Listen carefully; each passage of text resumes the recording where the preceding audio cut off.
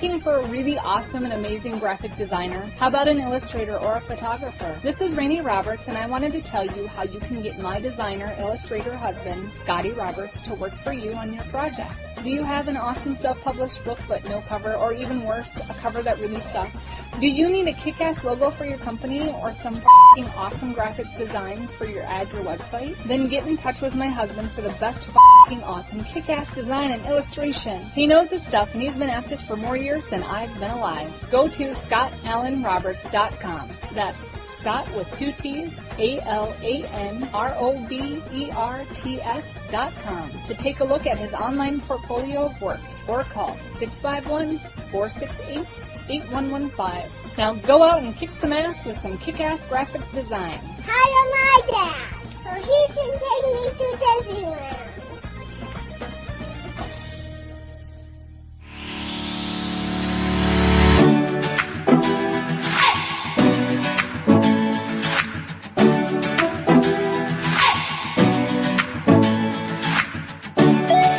You're listening to the Intrepid radio program with Scotty Roberts. Intelligent Talk.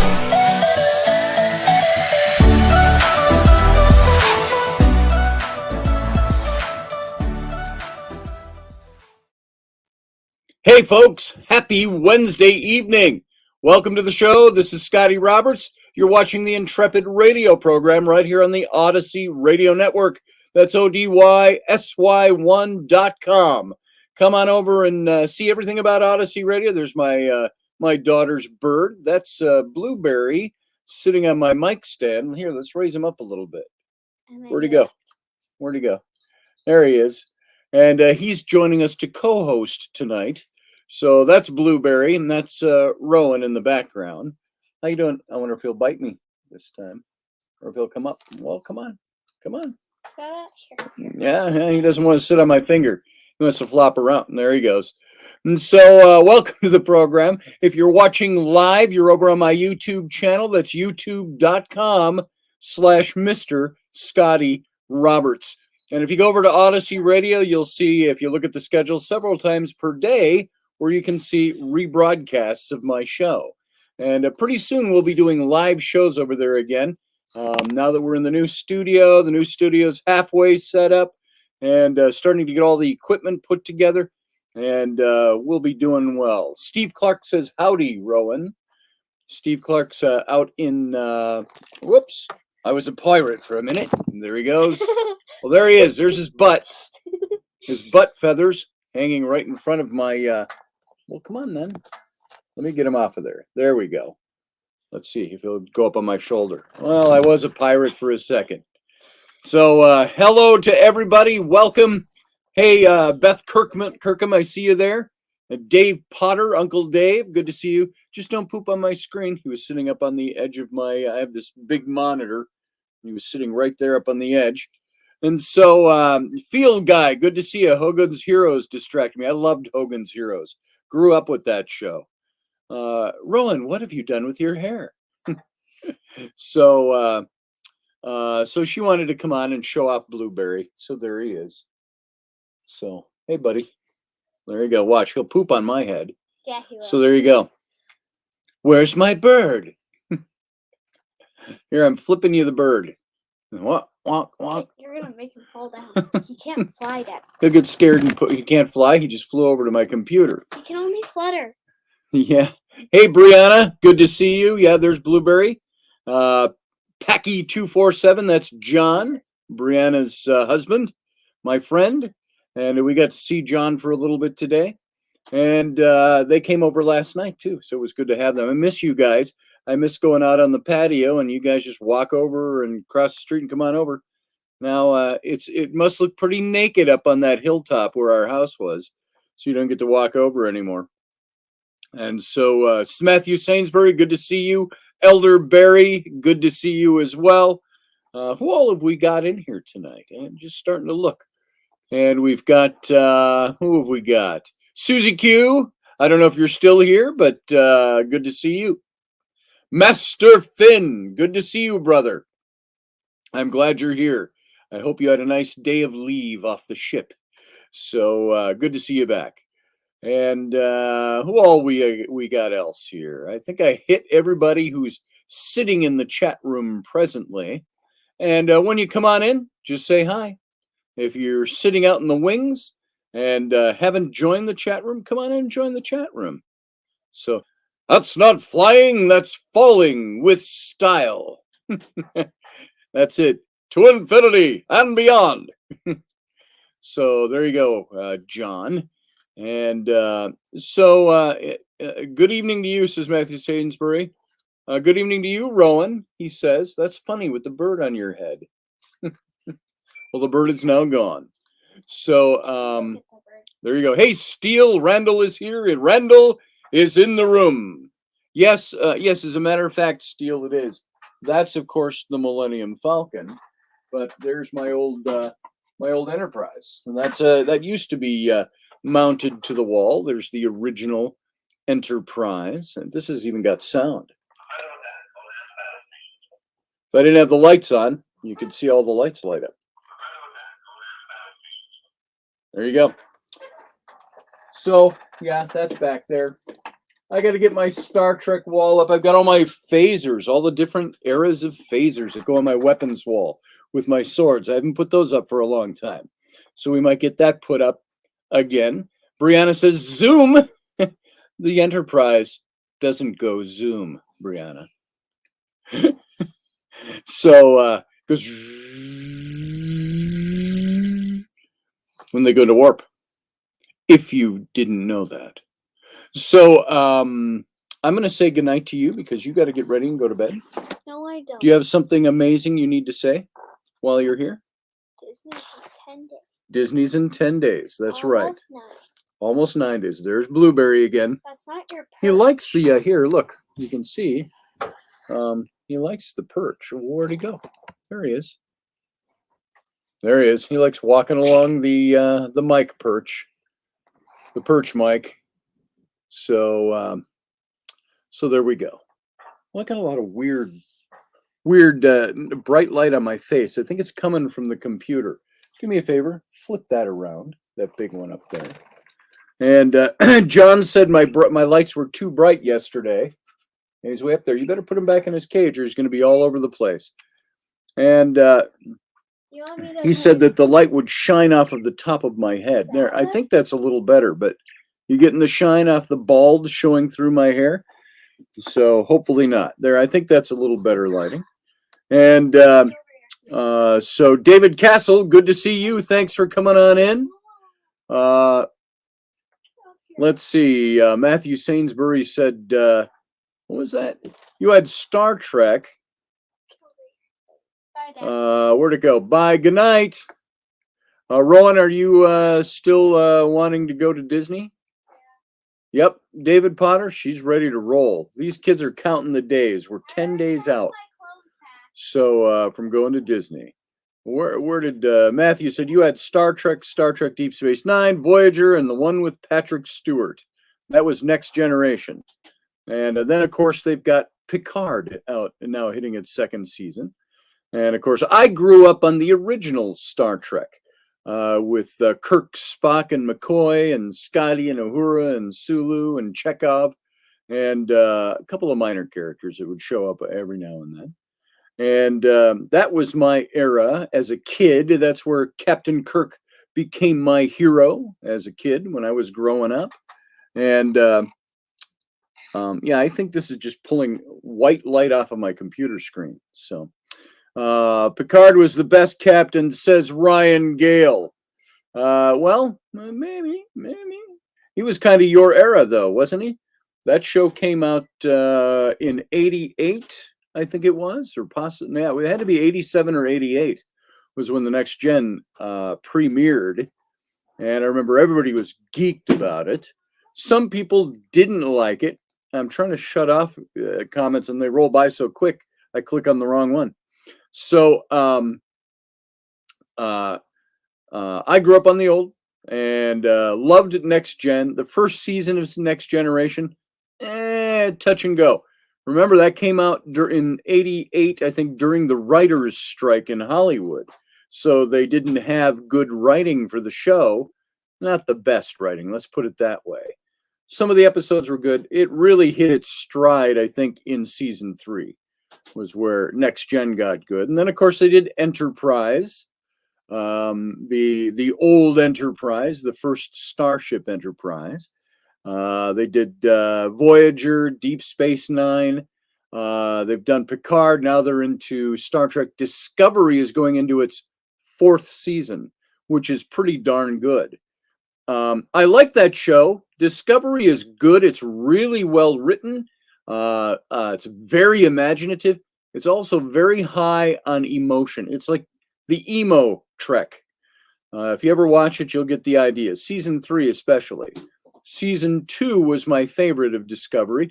It's where they introduced Spock and Captain Pike. Captain Pike, who was captain of the Enterprise before Kirk. And Spock was his first, his science officer.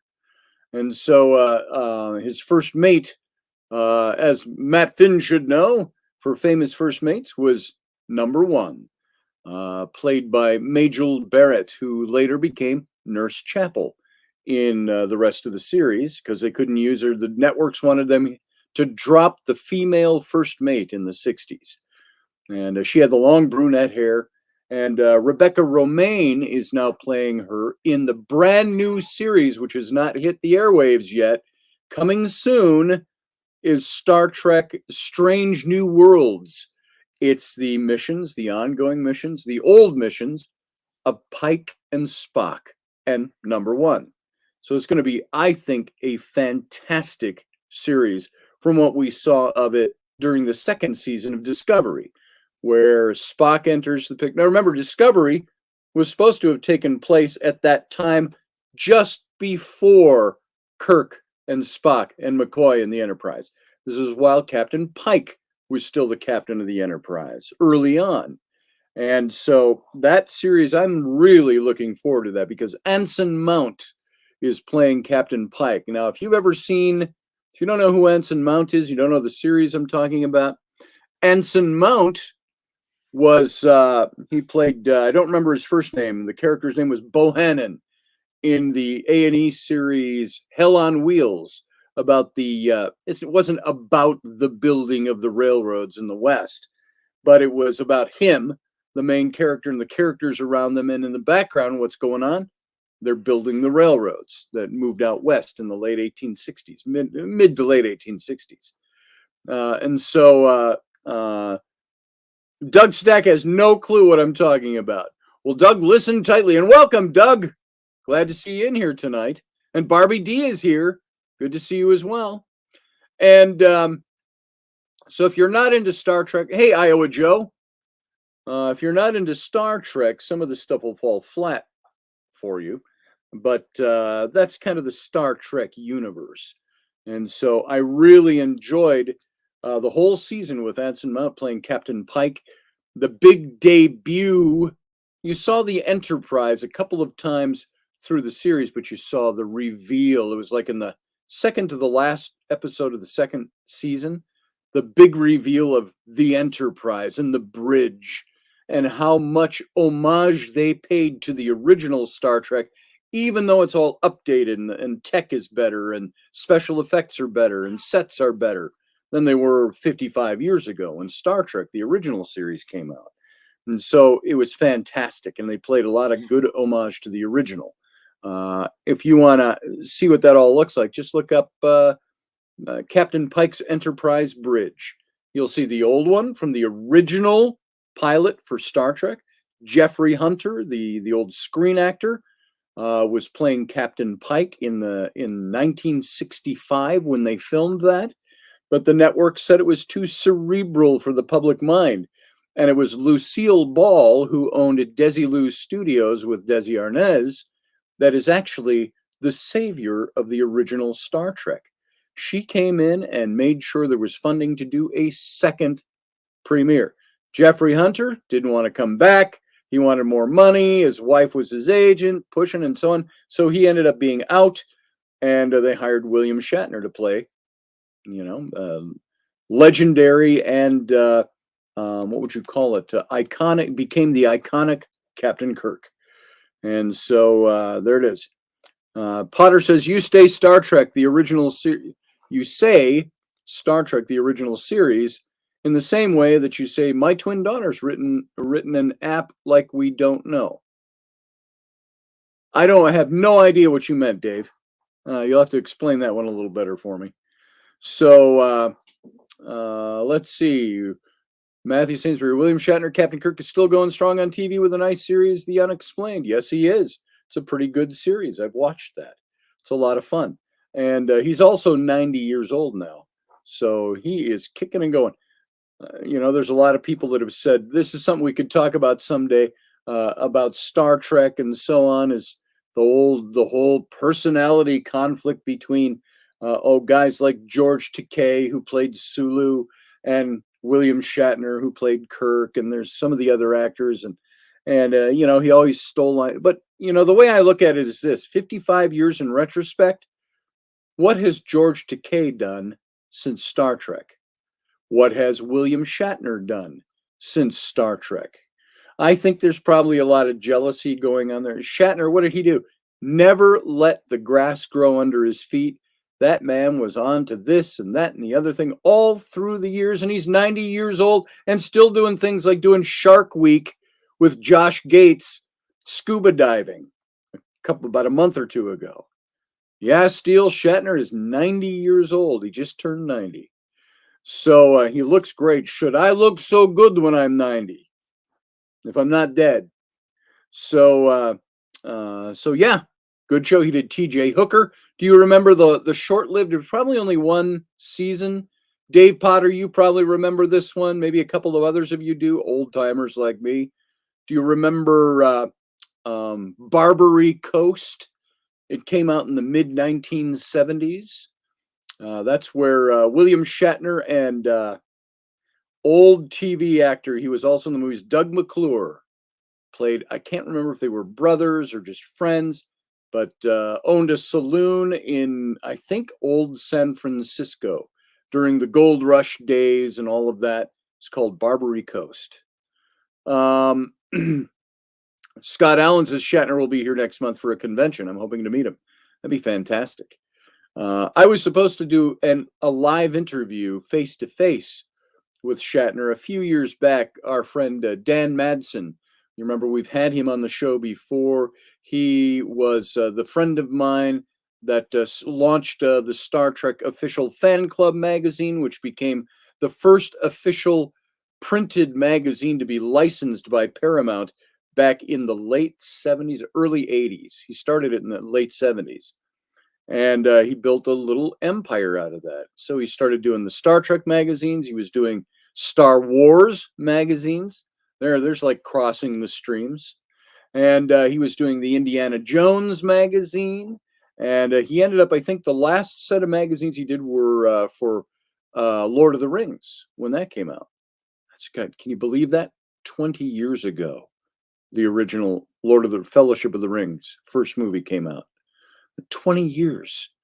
It seems so recent in our minds. Well, anyway, so Shatner had all these people that didn't like him, had personality conflicts. Everybody, Shatner just, I think he is one of those typical type A personalities that just goes. He knew where he wanted to be. He knew what he wanted to do, and he worked very hard to get there. And look where he ended up at age 90. So, Barbie D remembers Adrian Zemed from T.J. Hooker. I haven't seen him in much of anything. Matt Finn, that show is The Unexplained. It was very good. Shatner does a great job in that. I like him. He's a little understated at times. He walks out and he says, do you ever think about God? About death? About, in his Shatner way, but he's understated. He's mellow in the series, and they present all these different scenarios. It's like a bit like Cosmos mixed with what was the show Nimoy hosted in the 70s? Why is it slipping my mind? It's right on the tip of my tongue. Somebody help me. The magazine show like that.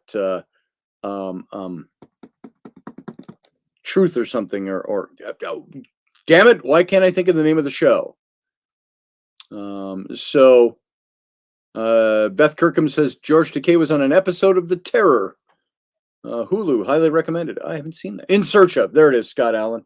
I don't know why that slipped from my mind. I was in search of the title for that show. And that's what The Unexplained is like. And it's really, I think, an excellent, well-produced show.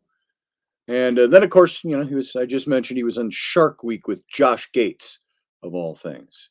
So a lot of fun. So there, unexpected talk about William Shatner at the beginning of this show.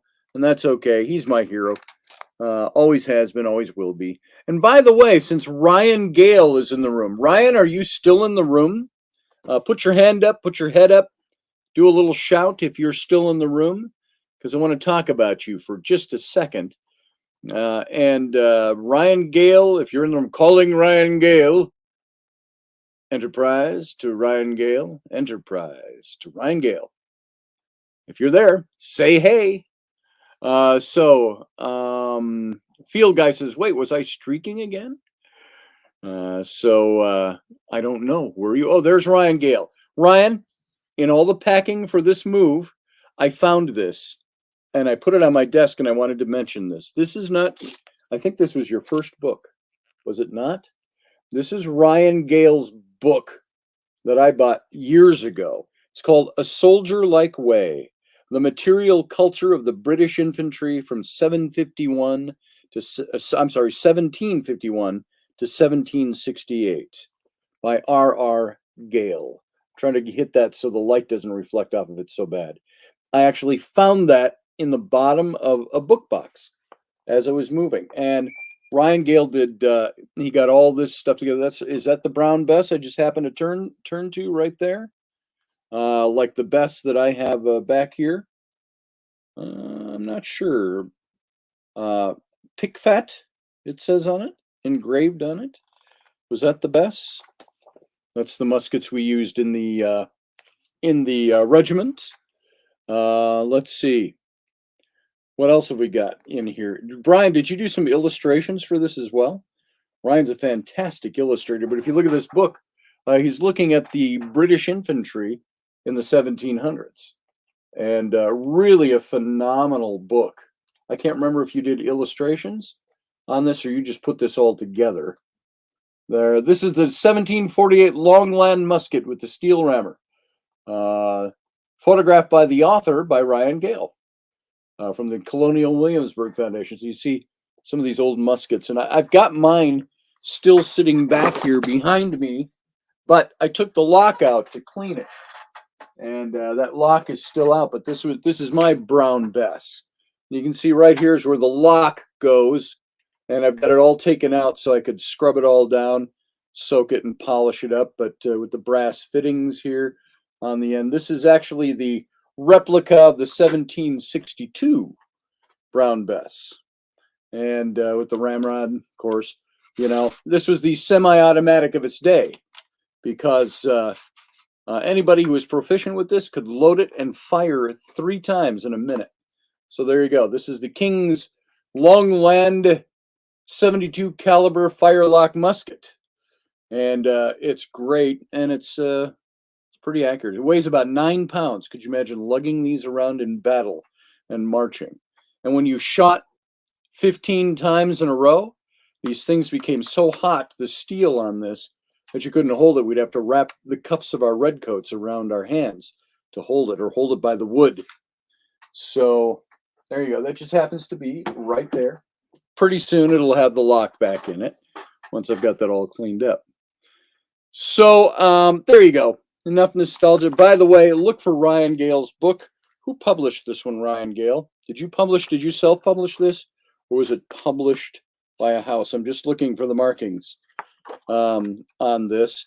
If you're into the history, oh look, see, it's even signed by Ryan Gale. So I was just curious if this was done through a publishing house or if you did this yourself. Editors, John Knights and Joshua Pollock, I know them. Copyright. This might be self-published. I'm thinking, because I don't see a publisher's mark on it. I'm just looking too quickly. Oh, published in the United States by Track of the Wolf.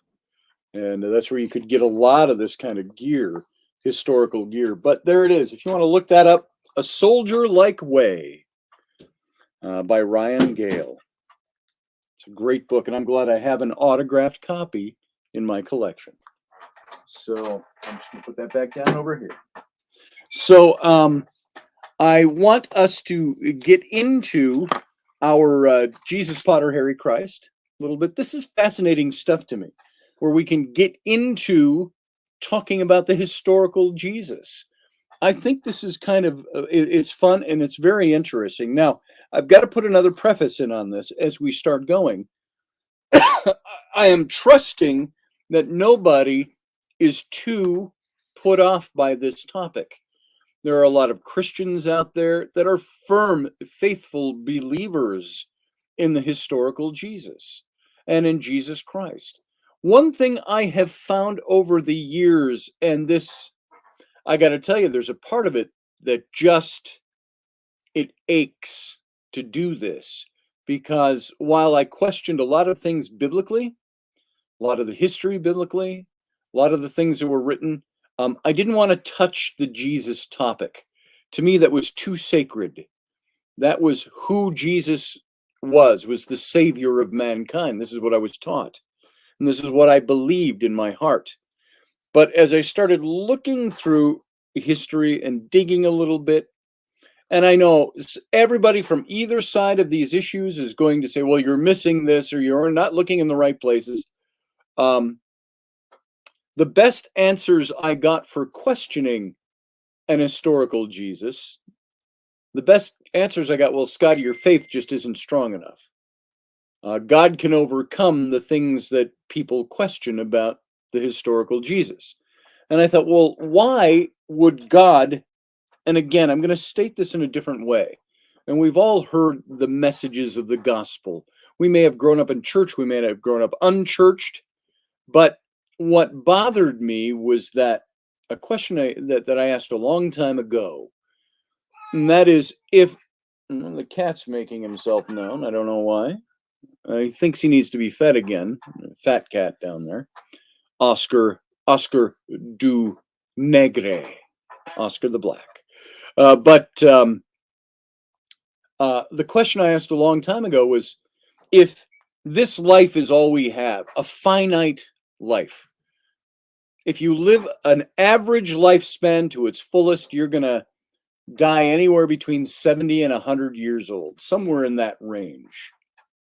But when you think of that historically, 70 to 100 years is a blip on the radar of human history. Hardly worth mentioning. And so if that's all the time we have, and God has given our finite minds an infinite proposition, an infinite story, that you are going to live forever after you pass this life. And it's either going to be in heaven or it's going to be in hell. And all the different things we learn about heaven and hell. But your choice to go to either one of those places is based on your choice. And your choice has nothing to base it on other than faith alone. And I thought, why would God make a decision of such great, eternal, infinite import to the soul? Why would he leave that decision up to the finite, limited minds of human beings? And I had a problem with that. I also had a problem with saying, why is it that the God who is now the God of love was the God of jealousy, the God of wrath? And I'm not one of those people that comes along. Remember, I've studied this stuff intrinsically when I was in my Bible college days, my seminary days, my ministry days after that. I don't ask this from a flippant point of view, but I look at this and I look at all the death that God commanded be wreaked on his behalf in the Old Testament. And then I see, of course, in the New Testament, it was supposed to be the Redeemer has come, the kinsman Redeemer, the Jewish kinsman Redeemer, the Messiah has come, and he has changed things. He has flipped the whole paradigm on its ear. And now he is the way to God because he is God, very God. This is what we were taught. And yet I look at this Old Testament, this same God is the God who would, he killed Bathsheba's baby when David impregnated her, according to the scripture, because it was illicit and he was teaching them a lesson. But that life was not sacred. Maybe to God, sacred is a little different thing. He would command Israel and David and all of his to go wipe out these enemy villages in the outskirts of Israel and Judea, wipe them out completely, kill every man, woman, child, kill every bit of livestock, wipe them off of the planet. Then, of course, the early Roman Catholic Church, they took that on as this is the mode of operation of God. Modus operandi is you kill those who are against the message. What do? They wiped out the pagans, they wiped out the mystics, they wiped out the Gnostics, leaving only their preferred version of who God is and who God was supposed to be and interact with us. Matt Finn says, I've never viewed God as a linear being without any way of growing or learning about his creation as we grew on earth. And well, there's that. You know, I read in a devotional type of book that I bought many years ago, 25 years ago, called Disappointment with God by Philip Yancey. Philip Yancey, I think, was the editor-at-large for Christianity Today magazine back then. And he said something in that book that stuck with me. He was talking about God's interactions with mankind throughout biblical history. And he talked about dispensations, the different covenants that God made with mankind, and how these dispensations or covenants showed kind of what we called a stair step, and I've mentioned this before, stair step dispensationalism. The further we got away from creation, God would have a new covenant, and it would take us further up, but it would step up. It would be like a step up and a step up, but getting further away from the original creation. And Philip Yancey said, I'm not here to psychoanalyze God, far be it. He says, but I would like to say this. I think maybe God, if you put him in as an illustration, like a parent, God is somebody who had to learn to deal with the creation that he made. And so the big question was originally, why did God create mankind? To worship him. Why did God have to create something to worship him? And that was a big question I always had. And at the same time, if God could grow and learn, which we know he does, God created, who's supposed to be omniscient, all-knowing, all-powerful, everything, yet when he created humanity, he created something that could tell him no. He gave them free will. So when God gave free will to humans, he bestowed them with something that had never existed for him before.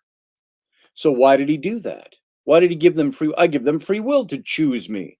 And so we've got free will, but the bottom line is the free will to choose to go to heaven or choose to go to hell is what it boiled down to.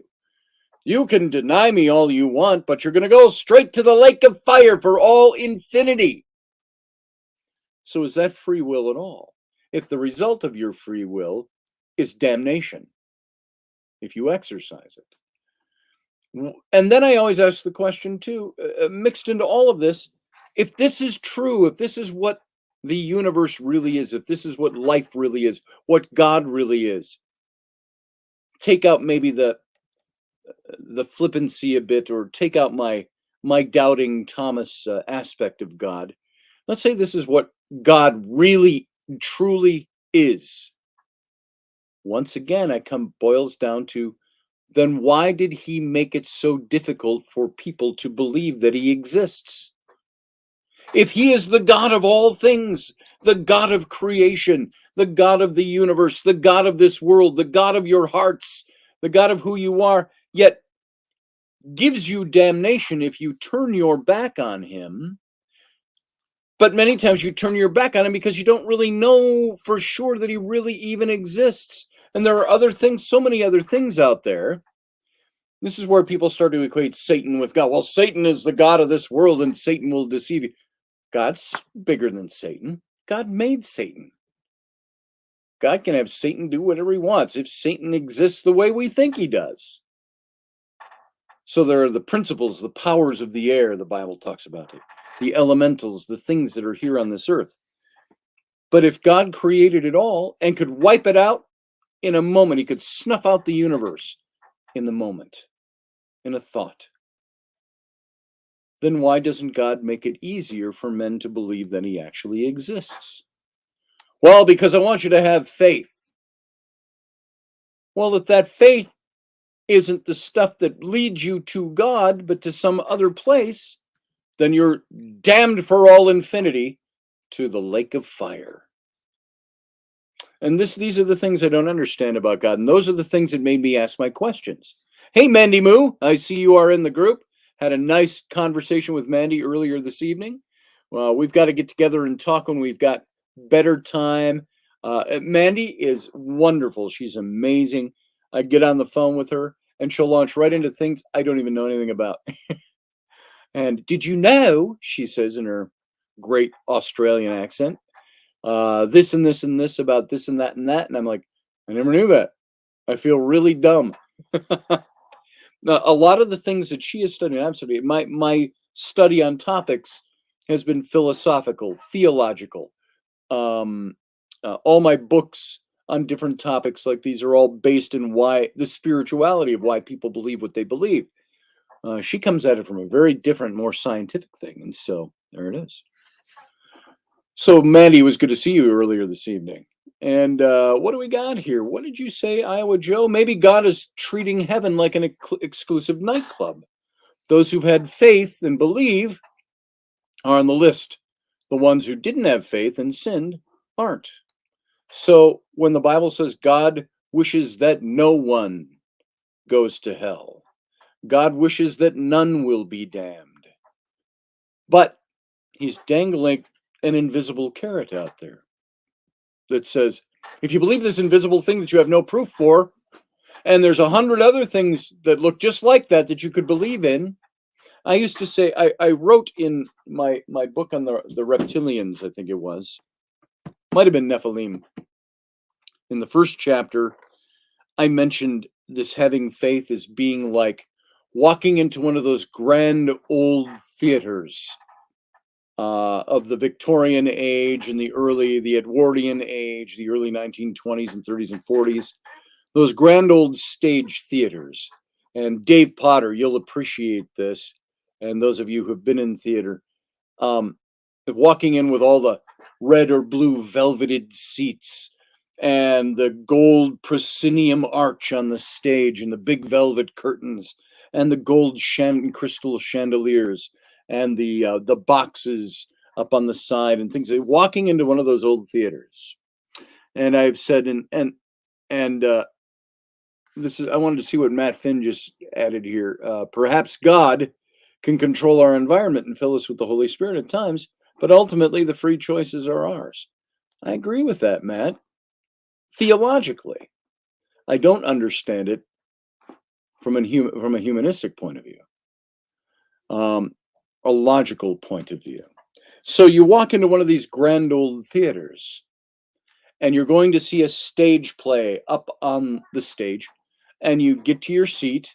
You can have a seat in one of these red velveted seats that's in the orchestra. You're right there. The show's right in front of you. You can see every detail.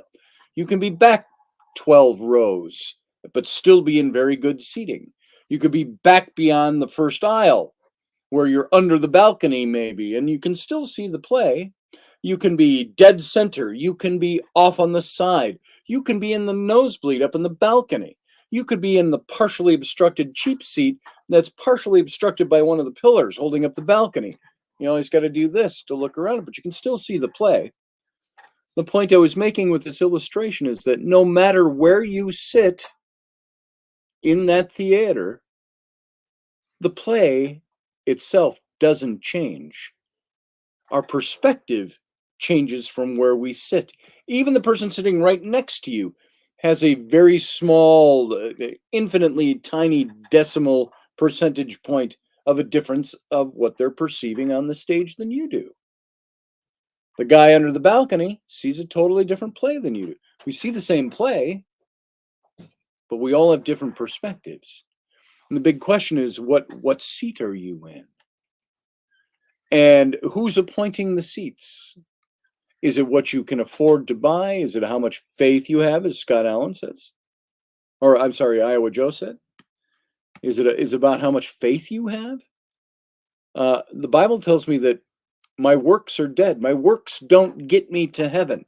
It's what Christ did on the cross as the atonement for my sin, the propitiation, the replacement for me. That there's nothing good I can do to deserve heaven, according to the scripture, except have faith to believe. So, hey, Sean Stroik, good to see you. So these are the questions that plagued my mind. And this was all supposed to be by way of preface for what I wanted to get into tonight about the historical Jesus. And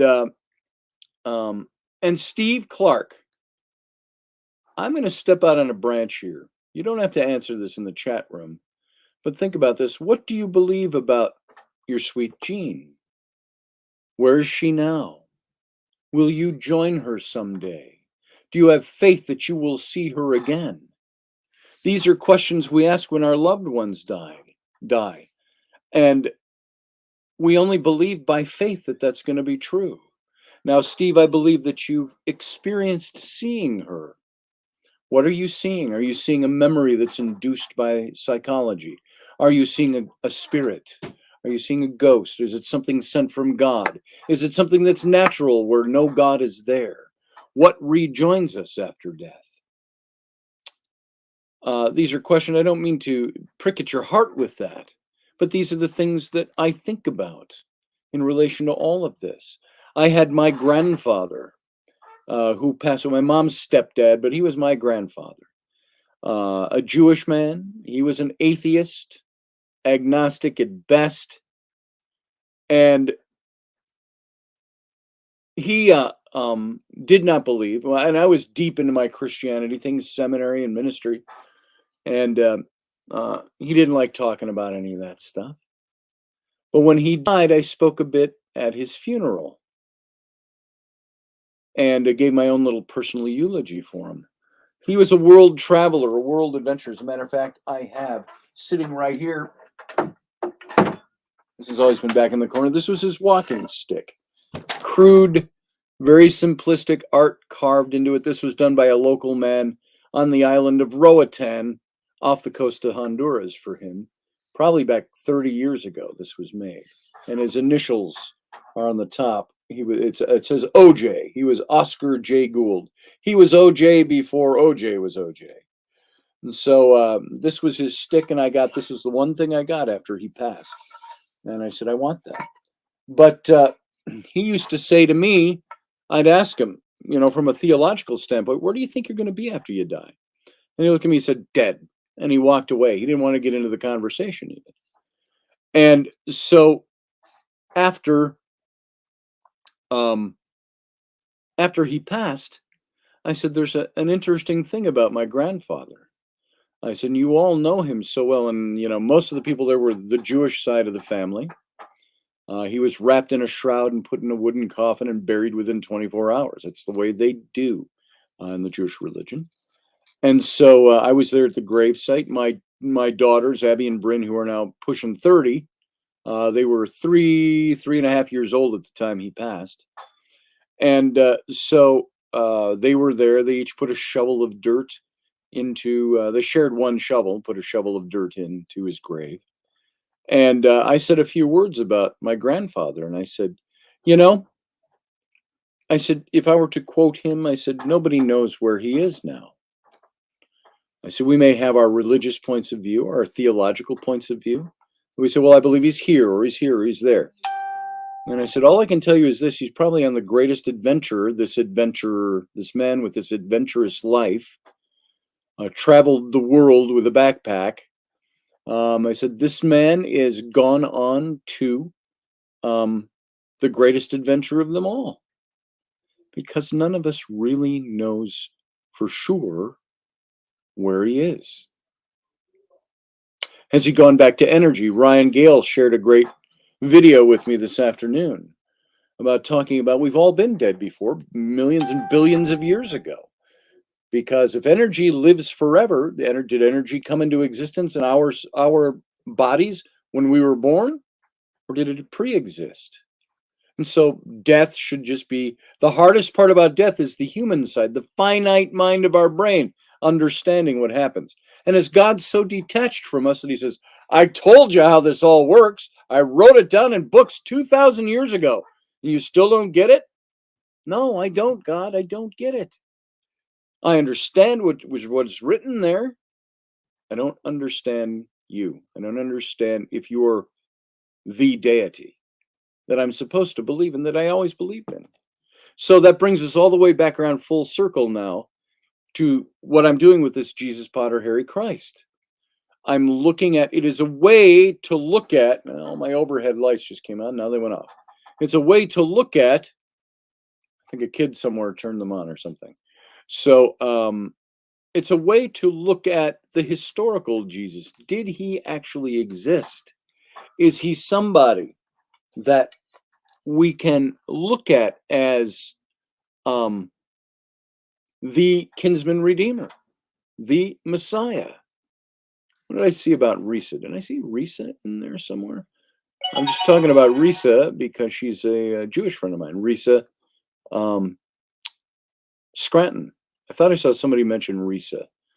Maybe I just saw something and it looked like Risa as it zoomed by my eyes here.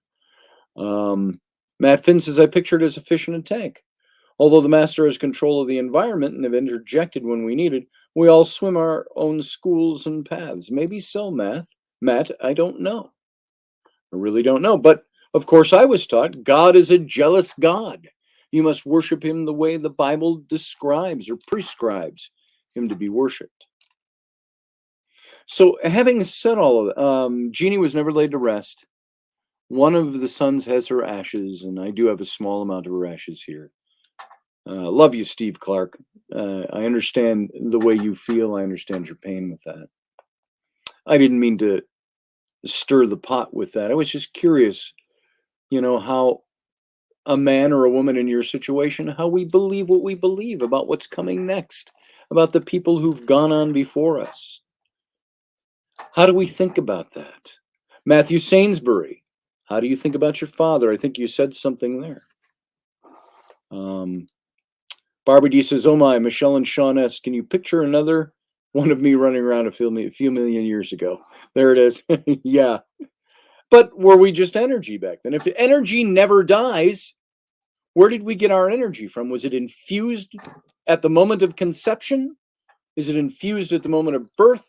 Does it dissipate at the moment of death? Or does it go on? We don't know.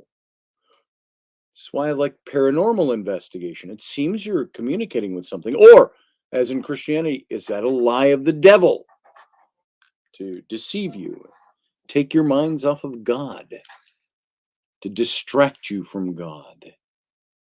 Brianna says our best friend Derek keeps messing with us and making things fall off our walls.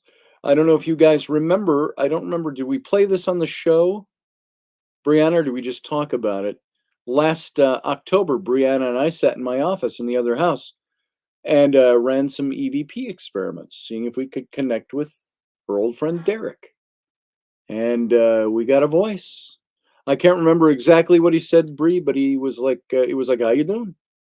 It was that simple. And so she said that was Derek's voice. And so she sometimes says, I think we're being messed with a little bit over here by him. Not messed with in a negative sense, but, and so you ask the question, is that really Derek? Is it a demon posing as Derek to distract my attention from God? These are the things that we were taught to look at and ask questions about when I was in seminary. So this is why, all of that to say, and keep this in your minds as we continue on with this series, this is why I look into the historical Jesus. Was there an historical Jesus? I believe he really existed. I believe that he was human. I believe there were stories. There are historians that wrote about him.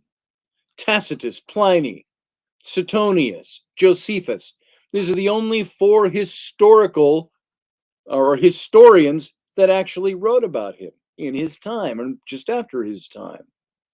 But it comprises a whole 24 lines of text between the 4 of these historians. So you have to ask yourself, is one line of text enough to prove the historicity of someone? And even most of these guys never saw Jesus firsthand. They were relating historical information about him. So you have to look at all of this stuff. And so that's really where I wanted to be with this tonight when I started talking about historical evidence. In 1944, Alvin Boyd Kuhn wrote the book, Who is This King of Glory? And it was subtitled A Critical Study of the Christos Messiah. And in it, his book, he disparages not only the documents used as historical for Jesus Christ, but more keenly, he looks at the discrepancies that exist in the understanding of these texts, and the fact that they're all recommended to the faithful without acknowledging that they've ever been questioned by academic research. And this is one of the things I see with the church. Part of the quote I put in the write-up for tonight's show. The average Christian minister, and this is Kuhn wrote this, says the average Christian minister who has not read outside the pale of accredited church authorities will impart to any parishioner making the inquiry the information that no event in history is better attested by witnesses than the occurrences in the gospel narrative of Christ's life. Now, the minister will go over the usual citation of the historians who mention Jesus and the letters claiming to have been written about him. And when the credulous questioner, putting trust in the intelligence and good faith of his pastor, gets this answer, he goes away assured on the point of the veracity of the gospel story. The pastor does not qualify his data with the information that the practice of forgery, fictionalizing, and fable was rampant in the early church. In the simplest interest of truth, then, it's important to examine the body of alleged testimony from secular history and see what credibility and authority that history possesses. First, as to the historians, whose works record the existence of Jesus, the list comprises but 4, and we mentioned these guys: Pliny, Tacitus, Suetonius, and Josephus. And there are short paragraphs in the works of each of these 2 in Josephus. And so the total quantity of this material, this historical material, is given by Harry Elmer Barnes in his book, The Twilight of Christianity, as some 24 lines. Now, it might total a little bit more, perhaps twice that amount. This meager testimony constitutes the body or mass of the evidence of one of the best attested events in history, the life of Jesus. That's it, 24 lines. The best attested life of Christ by witnesses, according to the church. Mandy Moose says the church hid a lot. Spot on, Mandy. It certainly did. And where'd you, right there, said the church hid a lot. That's very true. John H. Piper, good to see you, brother. H.R. Piper. Hagiography, the legends and mythology was believed more than the history. Exactly, brother, exactly. Thank you for that. This is what we've been talking about on other nights, how the mythology of Jesus comprised a lot of the history. But then as a person of faith, you would have to ask yourself, was this God's plan? Is this what God did? You look at Justin Martyr. I've mentioned this a few times throughout other series we've done. It was Justin Martyr in the 2nd century that said, maybe all the other earlier messiahs, these mythical god men that existed, at least a dozen of them before the time of Jesus, maybe these were all raised by the devil, their diabolical mimicry. Justin Martyr referred to them as, meaning it's mimicry that predated the actual Christ to confound the minds of men. So I would ask, tying in with the things I was saying earlier, if this is what the devil can do, create false messiahs ahead of time, knowing that the real Messiah was coming, so he's creating a diabolical mimicry ahead of time, why doesn't God, who is much more powerful, who created Satan, who could wipe Satan out with the snap of his fingers if he wanted to, who supposedly the universe fell from God's fingertips, yet God is, for some reason, either willingly or unwillingly able to do anything other than to have finite minds of men rely on faith to believe that he is so. That's a tough stretch for me. We might see things that we will attribute to be the miracles of God, the acts of God in humanity. See, there's the proof. Even the Bible says, if you don't attest to God in his existence, the very rocks will cry out that he exists. Yet, we don't have God himself.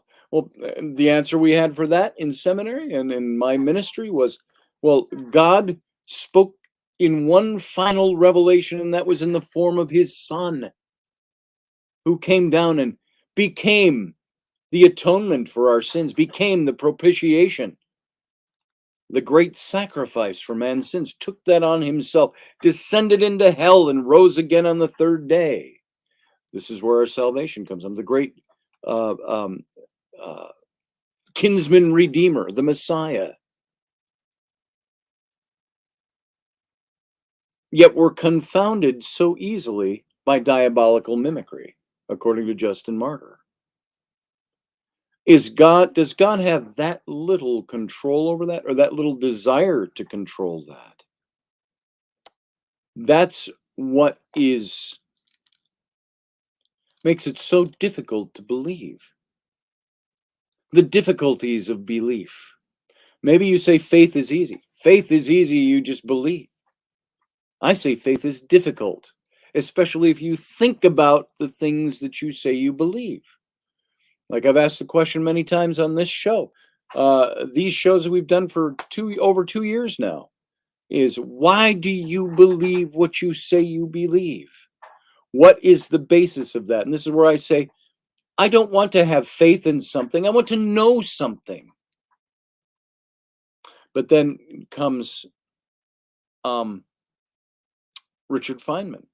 I mentioned this last night. Astrophysicist, contemporary of Einstein, Oppenheimer, great public speaker.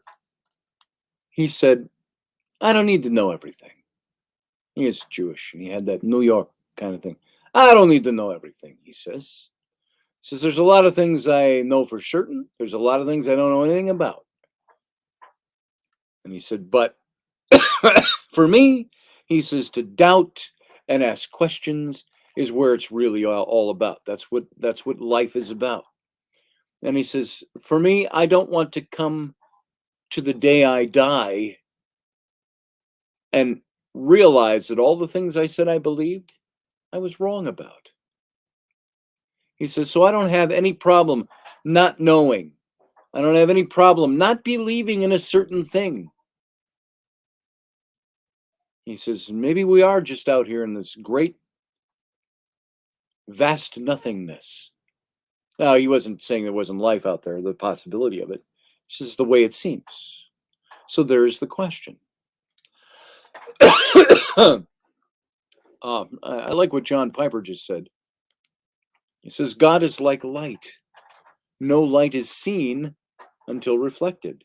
That's very true. So you see God? I'm asking you, John, do you see God because somebody else reflects who he is? Is that what was meant to be believing in God by faith? And I had faith. I had very strong faith at one time.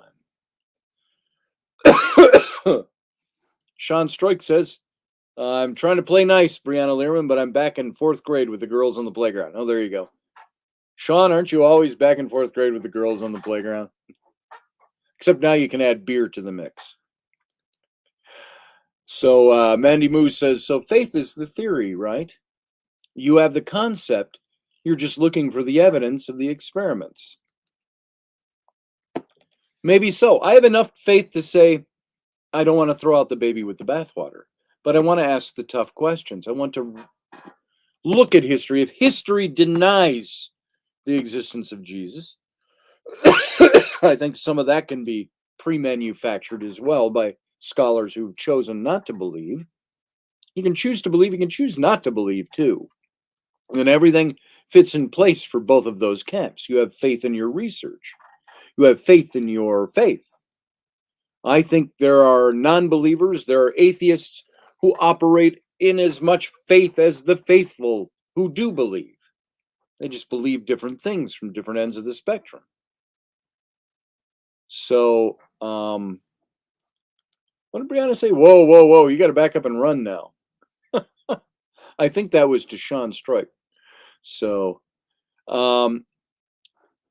yeah, exactly, Matthew Sainsbury. Hebrews say faith is the evidence of things not seen.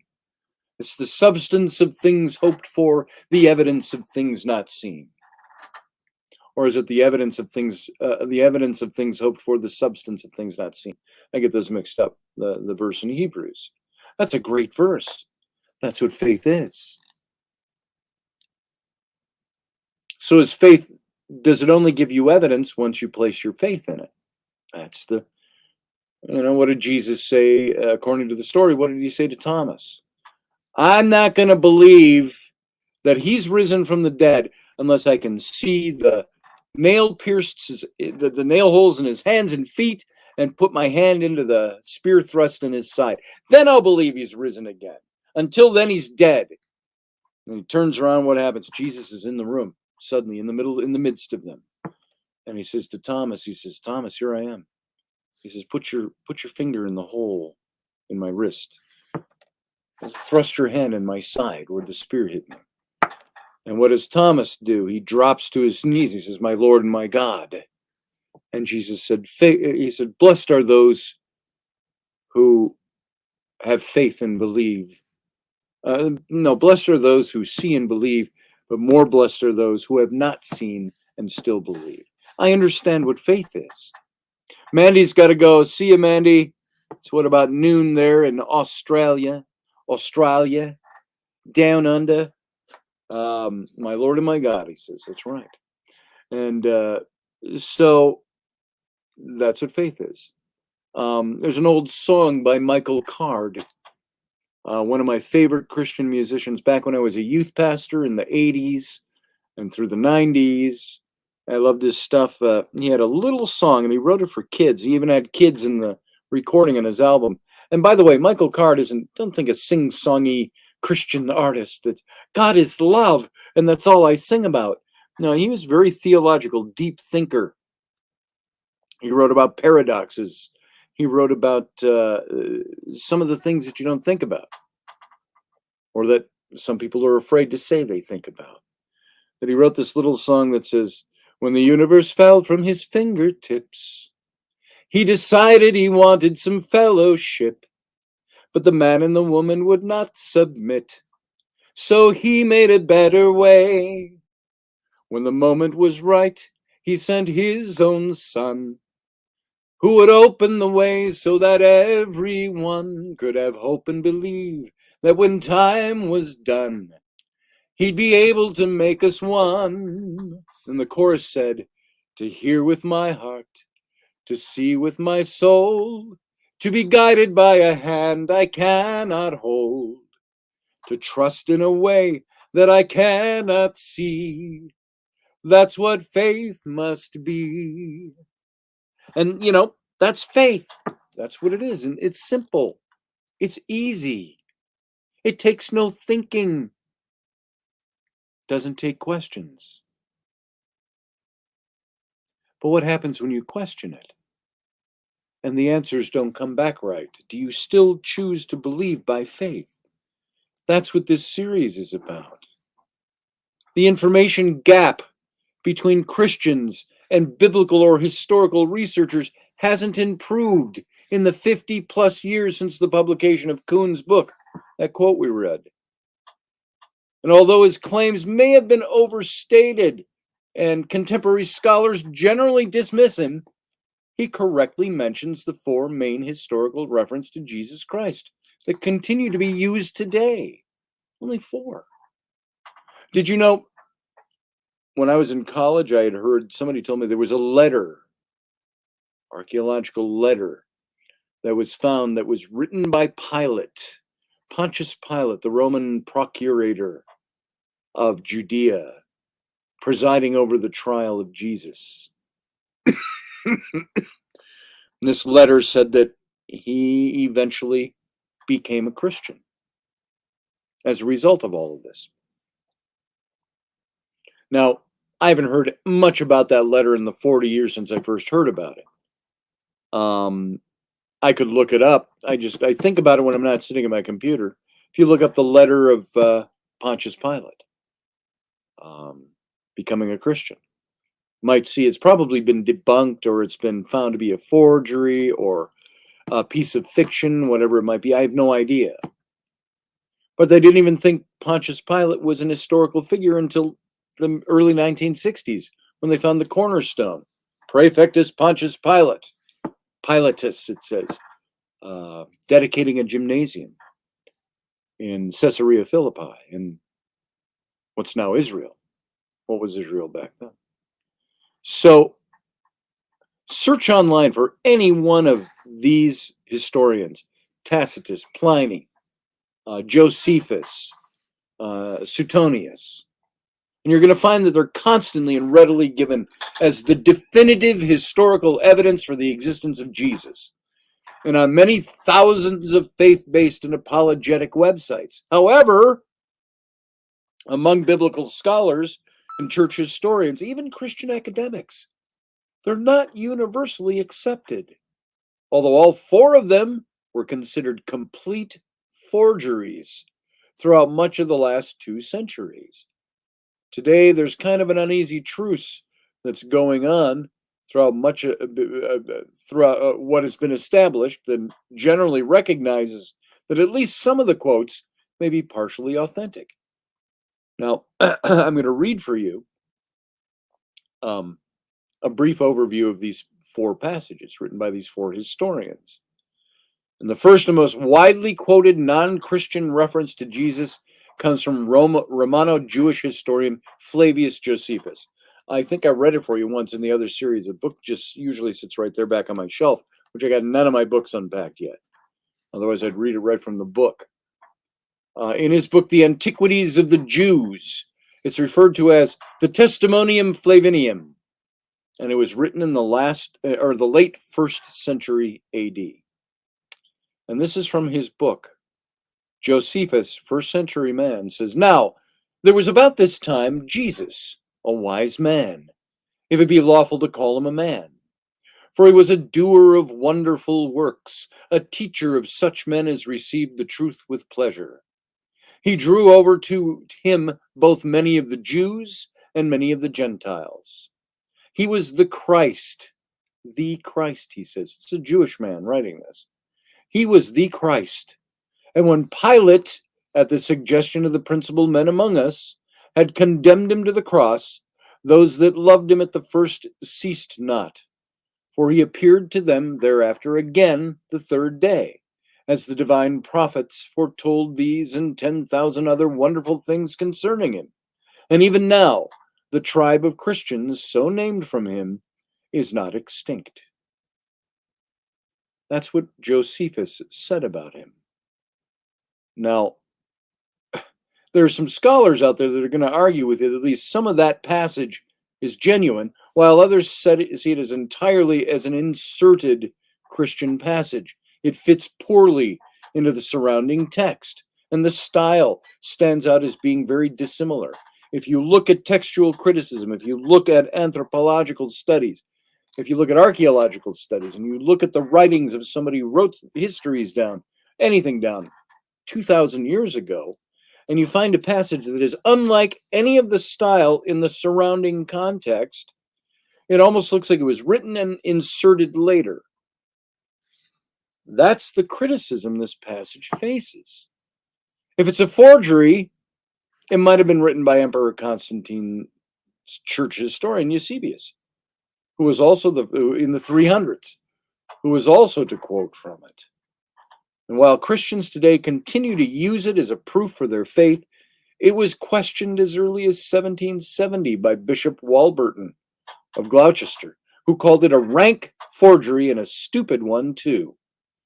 And over 100 years ago, it was discounted in more depth in a book called Christian Mythology Unveiled, written by Mitchell Logan in 1842. He said, the famous passage in Josephus about Jesus Christ was never mentioned nor alluded to in any way whatsoever by any of the fathers of the 1st, 2nd, or 3rd centuries, nor until the time of Eusebius, when it was first quoted by him.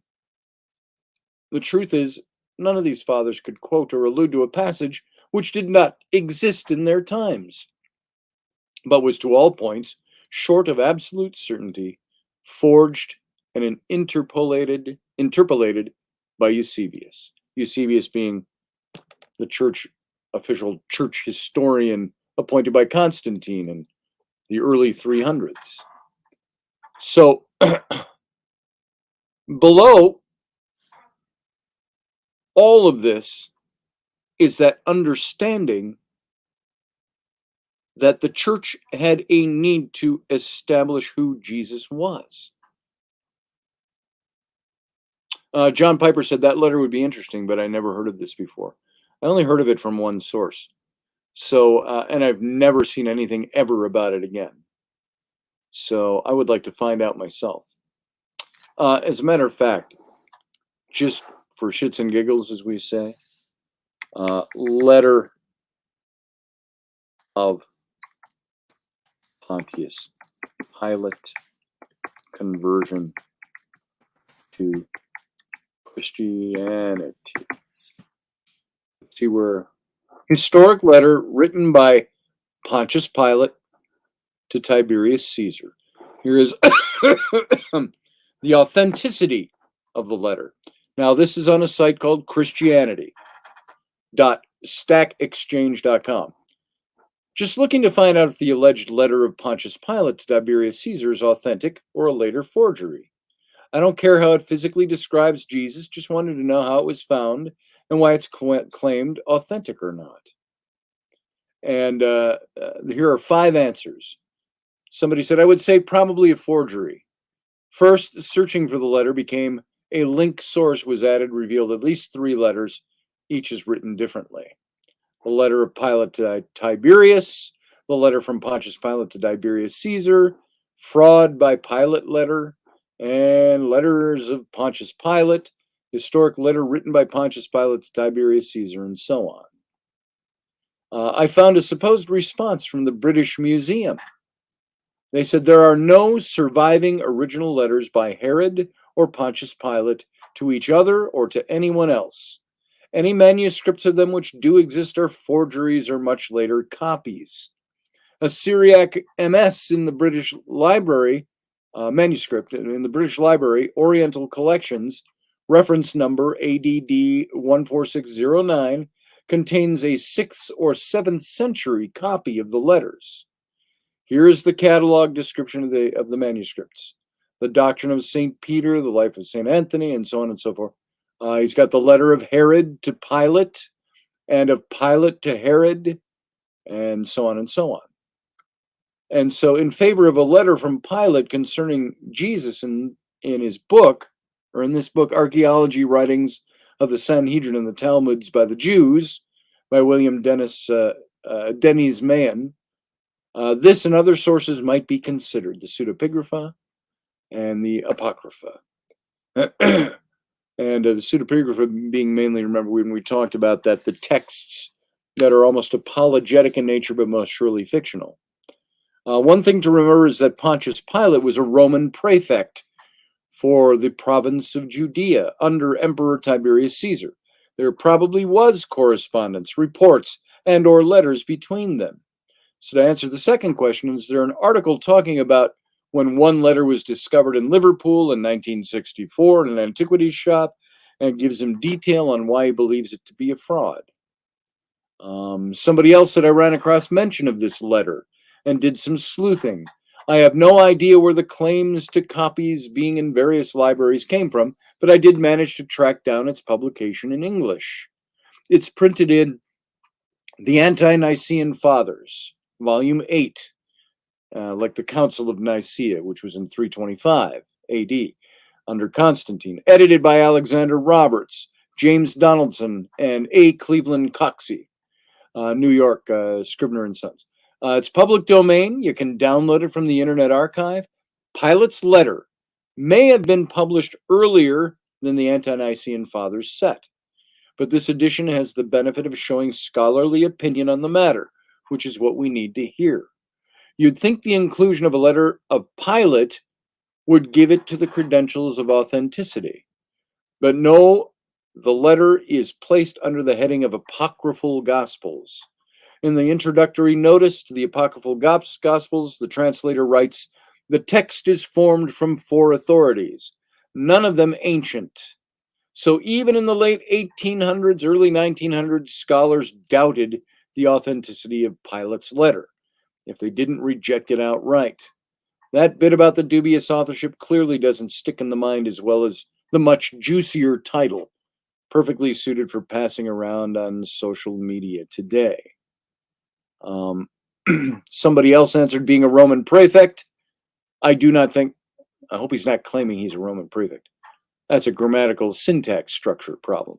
Being a Roman prefect, I don't think Pontius Pilate, he's saying Pontius Pilate was the prefect. Pontius Pilate, the antecedent to Roman prefect. Being a Roman prefect, I do not think Pontius Pilate would have had such a high, unapologetic, vindicating regard for Jesus, as described in the letter, especially a letter that was to be sent to and read by Tiberius Caesar. Pontius Pilate vindicates Jesus in the letter, as opposed to just relaying the facts about the events to Tiberius Caesar, allowing him to draw his own conclusions about the events. I also think if Tiberius Caesar read the letter, he would have had Pontius Pilate removed from his position, if for no other reason, to defend his own authority in the region, the authority of the Roman gods and the authority of Roman rule. Bottom line, Pontius Pilate vindicates Jesus in the letter to Tiberius Caesar, as opposed to just relaying the facts about the events. And somebody else says, clearly the politics of the day is reflected beautifully. Its composition is magnificent in every sense of the word, but knowing how these things get edited throughout the years by multiple copyists, particularly in the Christian era, we definitely need more than one copy to affirm anything about its authenticity in part or in whole. Thank goodness we have over 5,000 pieces, no 6,000 of the New Testament in 7 different families. And the last comment was, the letter would be explained authentic, with the justification that Pilate was never at peace with the crucifixion of Jesus. The letter explains his turmoil and regret, being it known that admitting this to Tiberius Caesar would have severe results, and he was already planning his suicide. The letter to me, when I read it, was more of a testimonial and insight to Pilate's belief that Jesus was the Son of God. Now, I could see that because there's speculation that Pilate was under orders by Caesar to placate the Jews and keep Israel or Judea at peace in his time. And before him, L. alias Sejanus, who was Tiberius's first-hand man. He was the man who appointed the prefecture to Pontius Pilate, it is assumed. And Sejanus was found to be a conspirator by all the political factions in Rome, and so Tiberius had him and his whole family and 300 of his political allies put to death. You can imagine Pilate out here in Dust Bowl, end of the empire, Judea, and finds out about this. And there is speculation that he was sent a letter from Tiberius Caesar that said, your friend Sejanus is dead. He was the words of the day, anti-Semitic. I want you to keep the peace in Judea and rule it with a Roman thumb. And I want you to now placate the Jews rather than Sejanus's anti-Jewish policies there. So Pilate had to flip the coin, turn the paradigm. He had to placate the Jews. Some of this is evident when you read the biblical story where the Sanhedrin, the ruling class of Israel at the time in the temple, when Jesus was being brought, asking the Roman governor, the prefect, for a writ of execution, and Pilate said, I don't find any fault in him. Get out and go. I find no fault. And they say, well, if he said he was the king of the Jews, he says, Caesar is our only king, they say, and they hated Rome. Caesar's our only king. They're playing Pilate. They told Pilate, if you don't give us this writ of execution, we'll tell Caesar that you honor a guy that calls himself a king in Caesar's place. So they put Pontius Pilate between a rock and a hard place. What did Pilate do? He said, fine, here's your writ of execution. You take him and execute him. I'm washing my hands of this. And the famous scene in the scripture, he washes his hands of it. Matthew Sainsbury says, savvy politics. He's not breaking Roman law. There it is. So, and at the same time, he's not going to get Caesar pissed off at him. But is it possible that Pilate wrote a letter to Tiberius and said, I regret this whole affair? Why would he write that letter? Probably because of the followers of Jesus. That remained an issue that grew and grew and grew, as Gamaliel, the famous son of Gamaliel, on the Jewish Sanhedrin during the time of the rise of the Apostle Paul and Peter and the other disciples after the resurrection and ascension of Jesus. They were going to execute Peter and Paul, or Peter and Barnabas, I think it was. No, one of the other ones, Peter and somebody else, for preaching in the temple. And Gamaliel, one of the Jewish Sanhedrin, said, look, he says, I think that's too harsh a judgment. He said, here's what I think we should do. He says, if this Jesus is real, if this following is true, he says, where would we be if we were to stand against it and the people who are the followers? He said, let these men go. And if this movement is false, it will die like all the other movements like this we've seen. And he says, if it lives, then maybe we are the ones that would be acting against God. And he wasn't a believer, as far as we know. He was a Jewish statesman, a scholar, a religious scholar. And so he spoke common sense. The book of Acts said they took these guys and flogged them, let them go. And was it Timothy that was with Peter and Timothy? Or are you mentioning some other reference there, John? This was very early on. So anyway,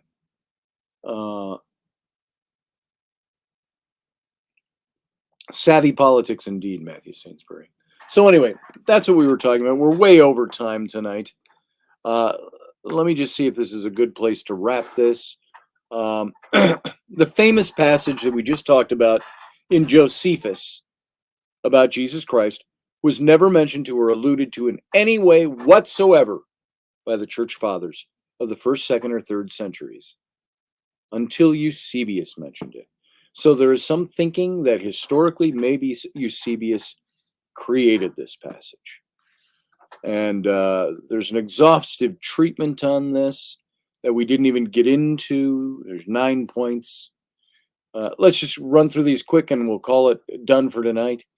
It was never quoted by any of our Christian ancestors before Eusebius. They never quoted this Josephus passage. Josephus was a Jew, and he's writing Jewish history. Nobody ever in that era, in that region, ever quoted him for almost 300 years.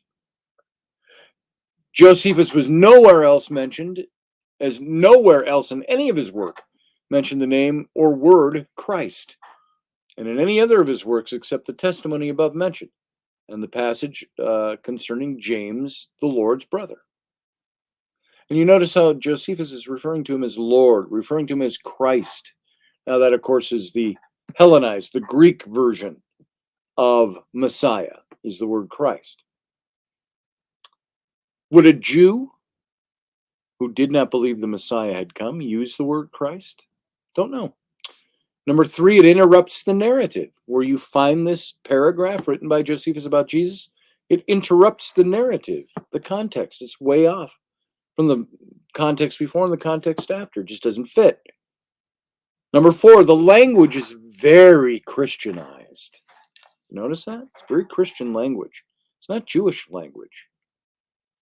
5, it's not quoted by Chrysostom, though he often refers to Josephus, and could not have omitted quoting it had it been then in the text.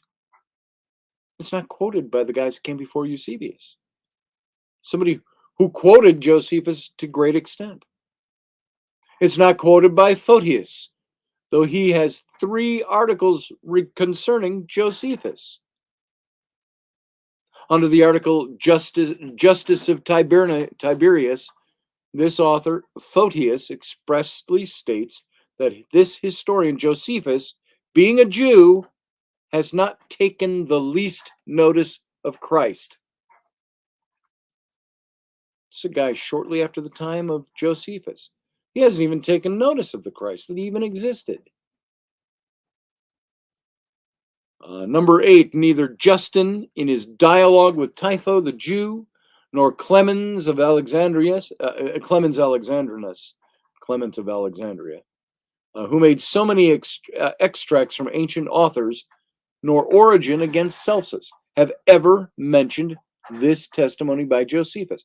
These are the early historians. Never mentioned this Josephus writing about Jesus. But on the contrary, Origen openly affirms against Celsus that Josephus, who had mentioned John the Baptist, did not acknowledge Christ, which is very interesting. And there's more on this about Josephus. We're going to go through this tomorrow because we're a half an hour overtime tonight. Sorry about that for those of you who had to leave. If you're enjoying this, thanks for sticking around and staying here. I love this stuff. I love history. I want to know why things are what they are. I want to know things and understand them. So there it is, folks. Matt Finn says, the more I learn of the scriptures, the more I see the larger metaphors and symbolism incorporated in its chapters. I do too, Matt.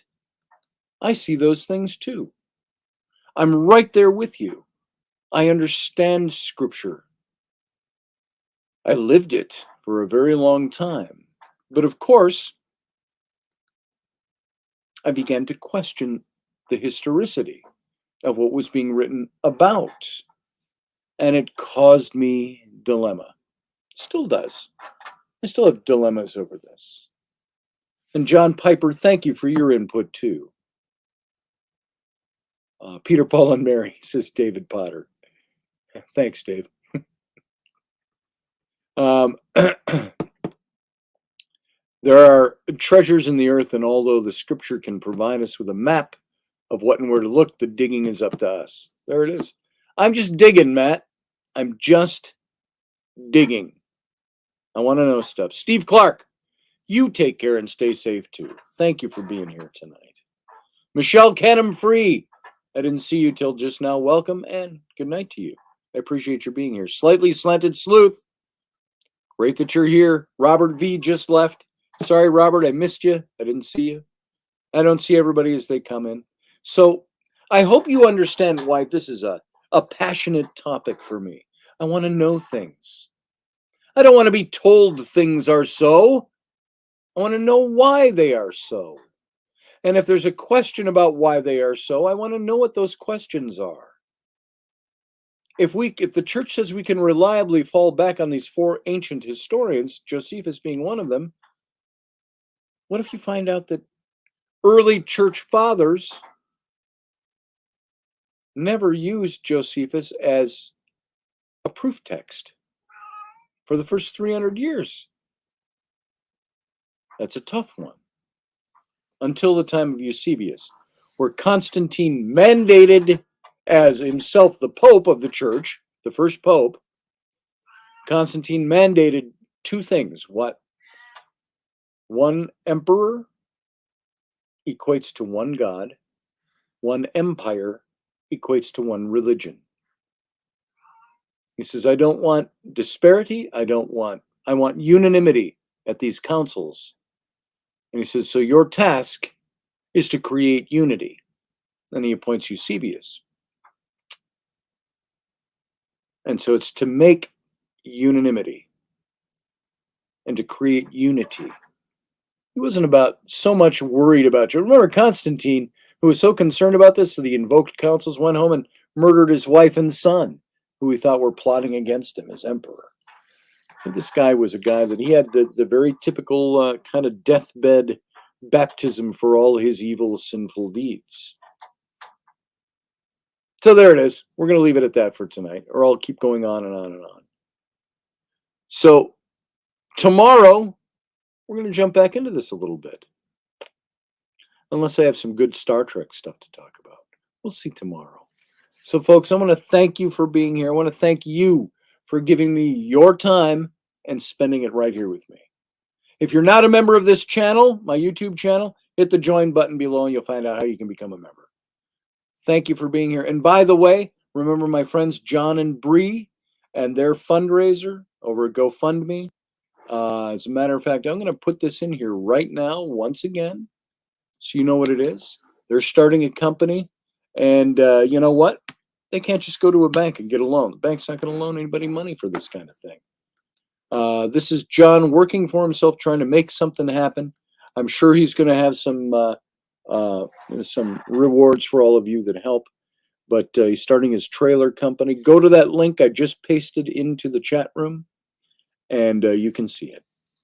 So everybody, thank you. You have a good night. You know what? Live long and prosper.